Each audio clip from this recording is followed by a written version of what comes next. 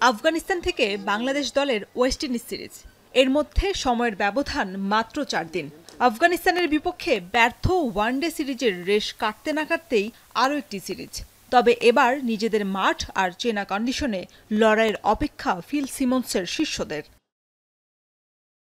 এ লক্ষ্যে বৃহস্পতিবার বিকেলে 16 সদস্যের দল ঘোষণা করেছে বাংলাদেশ ক্রিকেট বোর্ড, যেখানে খুব বেশি পরীক্ষা নিরীক্ষা করেননি বিসিবির নির্বাচকরা। সবশেষ আফগানিস্তান সিরিজে মেহেদী হাসান মিরাজের নেতৃত্বে খেলা সাইফ হাসান, নাজমুল হোসেন শান্ত, তৌহিদ হৃদয়সহ ব্যর্থ জাকির আলী অনিকও আছেন ঘোষিত এই দলে। শারীরিক এবং মানসিক ক্লান্তিতে সম্পূর্ণ আচ্ছন্ন আছে প্লেয়াররা, এ ব্যাপারে কোনো সন্দেহই নেই। তবে এই দ্রুত মাঠে ফেরত আসা যেমন বিট চ্যালেঞ্জিং, যে আপনার এরকম একটা মাইন্ড সেট আপ থেকে বিধ্বস্ত অবস্থা থেকে মাঠে ফেরত আসা, ঠিক একইভাবে আমি মনে করি যে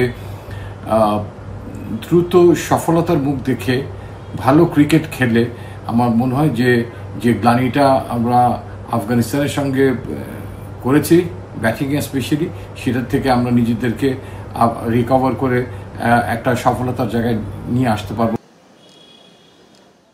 তবে টপ অর্ডারদের ব্যর্থতায় যেখানে হোয়াইট ওয়াশের লজ্জা নিয়ে দেশে ফিরেছে বাংলাদেশ ক্রিকেট দল, সেখানে শুধুমাত্র শেষ ম্যাচে সুযোগ পাওয়া নাঈম শেখকে বাদ দিয়েছেন নির্বাচকরা। তার পরিবর্তে সুযোগ পেয়েছেন দীর্ঘদিন আন্তর্জাতিক ম্যাচ না খেলা সৌম্য সরকার। চলতি বছরের ফেব্রুয়ারিতে চ্যাম্পিয়ন্স ট্রফিতে যিনি ভারতের বিপক্ষে খেলতে নেমে মেরেছেন ডাক, এরপরও সৌম্যকে দলে রাখার কারণ জানিয়েছেন প্রধান নির্বাচক গাজী আশরাফ লিপু।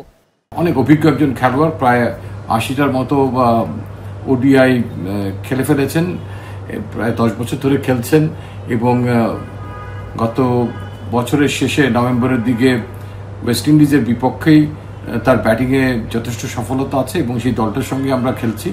তো লিটন দাস যেহেতু নেই দলে, তিনি সেটা তো জানেন, অবশ্য একজন অভিজ্ঞ খেলোয়াড় হিসেবে আমরা সেখানে নিয়ে এসেছি সৌম্য সরকারকে।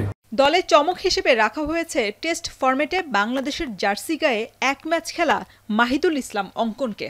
আসন্ন বিশ্বকাপকে মাথায় রেখেই নির্বাচকদের নজর তার দিকে। 2027-এ নেক্সট বিশ্বকাপটা ওয়ানডে ইন্টারন্যাশনালে বাংলাদেশ খেলবে, সেখানের কলেবরটাকে বৃদ্ধি করার জন্য যারা সম্ভাব্য কম্পিটেন্ট থাকবেন তার মধ্যে থেকে মাহিদুল ইসলামের নামটা, অঙ্কনের নামটা নিশ্চয়ই অনেক উজ্জ্বল। তো তাকে এনে এই ডেপথটা বাড়িয়েছি, যেখানে টিম ম্যানেজমেন্ট এবং ক্যাপ্টেনের একটা চয়েস থাকবে। সবশেষ সিরিজে খেলা 5 সিমারের মধ্যে এই সিরিজে ভাগ্য পড়েছে নাহিদ রানার। তার পরিবর্তে নতুন কাউকে নেওয়া হয়নি এই দলে। 18 অক্টোবর 3 ম্যাচ সিরিজের প্রথম ওয়ানডে মিরপুর শেরেবাংলায় মুখোমুখি হবে দু দল। এর আগে প্রথম দিনের অনুশীলন সারতে কাল মাঠে নামবে বাংলাদেশ এবং উইন্ডিজ। শরীফ রাউশন, এখন।